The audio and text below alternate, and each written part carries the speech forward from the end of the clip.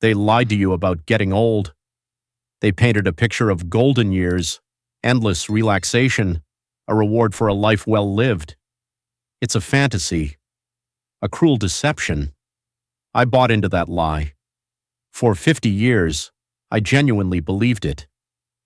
I pictured endless sunsets, grandkids on my knee, a quiet, contented peace. I never saw the aches, the loneliness, the nagging whisper of every single thing I didn't do, the chances I let slip away, that regret. It's a cold companion in the silence. My time on this earth isn't limitless anymore. The clock runs loud now. I don't have the luxury of holding back, of letting you stumble into the same trap I did. This isn't about fear. This is about shaking you awake. Because I see the potential in you, the time you still have, and I refuse to let you waste it on a dream that will break your heart. I was 52. Just 52. Still chasing some phantom future, still thinking I had endless tomorrows. Then came the pain. It wasn't a slow ache, it was a hammer blow.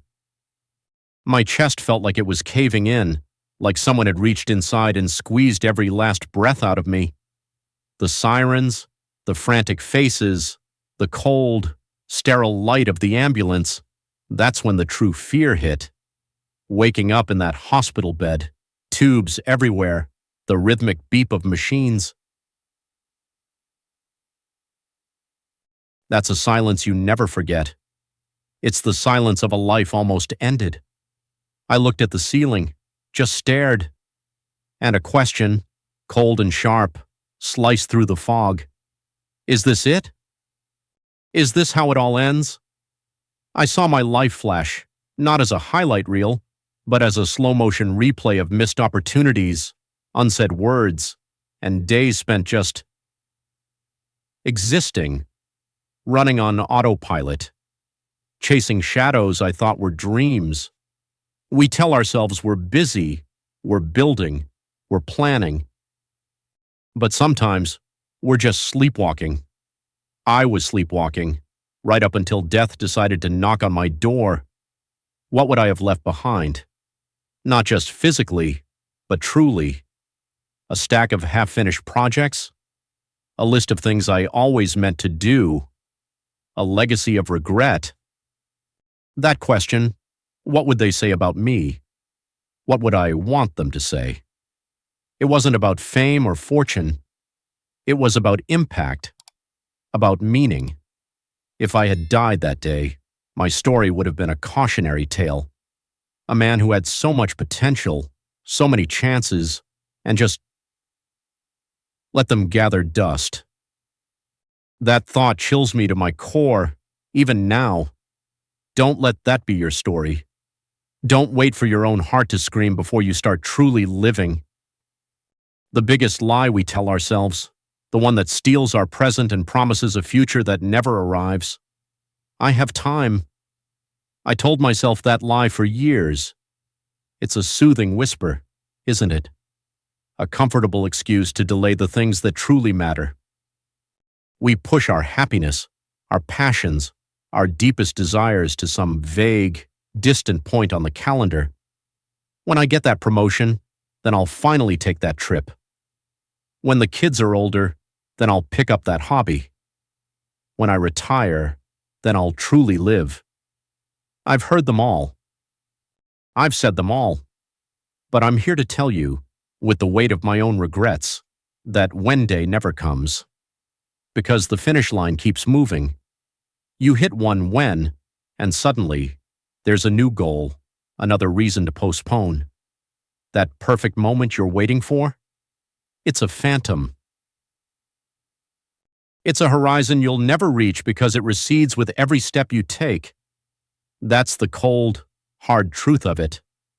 And it's a truth that has left me with a bitter taste of missed chances. Don't let it leave you with the same. I know about hitting targets. I climbed every ladder. I checked every box.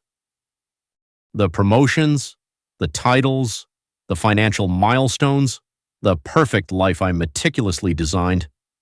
I achieved it all. And it's a cold, hard fact. None of it mattered. Not in the way I thought it would. It's a hamster wheel, isn't it? You're running so fast, churning out effort, chasing the next big win, the next rung on the ladder. And for what? To keep running? To keep spinning faster? I watched decades blur past, convinced each sprint would lead me to a finish line that simply wasn't there.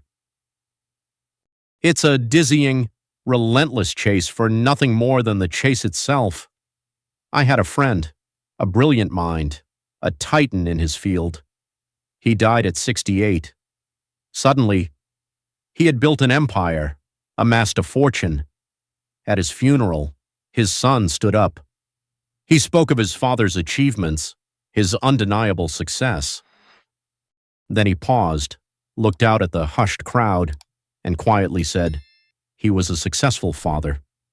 I just wish I'd known him." That line, it still echoes in my soul. It's a regret I feel for him, for his children, for all of us who have traded presence for prestige. Don't let your legacy be a whisper of what could have been from the people who mattered most. That ache, that quiet understanding of a life misspent. I wouldn't wish it on my worst enemy, and certainly not on you. But let me tell you something deeper about regret. It's rarely about the mistakes you made. I used to think it was, you know? The bad investments, the wrong turns, the moments I tripped and fell. We obsess over those. We dissect them. We beat ourselves up for them. But the truth? The truly soul-crushing regrets? They aren't about the things you did wrong. They're about the things you didn't do. It's not the business deal that went south. That's just a lesson. It's the trip to Japan you always dreamed of, the one you didn't have time for until time ran out. It's the brother you drifted from, the calls you never made, the "I'll do it tomorrow" that became too late. I felt that particular sting myself. That's a regret that sits heavy, a silence where there should be laughter. It's the love you never declared, the words swallowed because of fear. The risk you never took, the leap of faith you talked yourself out of. The passion you buried, convinced it wasn't practical. Those quiet, unlived moments. Those are the ghosts that haunt you at 3 a.m. Not the failures, but the absences. Not the wrong turns, but the roads not taken. You have a finite number of breaths, a finite number of some days. Don't let them vanish into thin air, unlived, unsaid, undone. The only thing worse than failure is knowing you never even tried. Let's talk about the people you love. The ones you assume will always be there, forever. Time is a thief, and it's especially cruel with those we hold dearest. You think you have endless tomorrows with them, until you don't.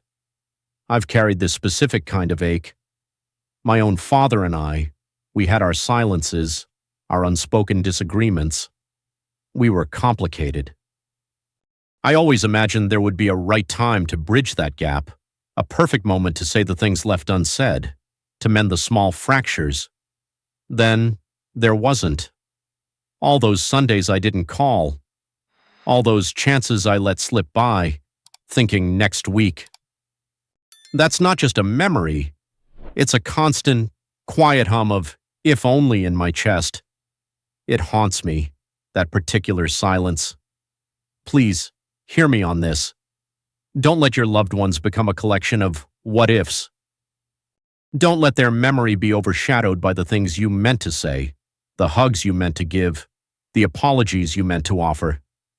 The clock isn't just ticking for you. It's ticking for them too. There won't always be more chances, more tomorrows. Sometimes, today is all you get. Reach out. Say it. Do it. Before "if only" becomes the heaviest word you carry.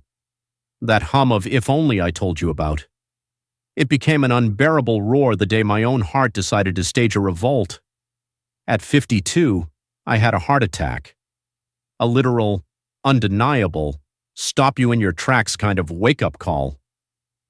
And let me tell you, when you're lying there, wondering if you'll see another sunrise, the priorities rearrange themselves with brutal efficiency. After that, everything changed. I didn't just think about spending more time with my loved ones. I did it. No more next week for my kids. No more missed calls with my partner. Those quiet moments, those shared meals, they became the bedrock of my existence. My work?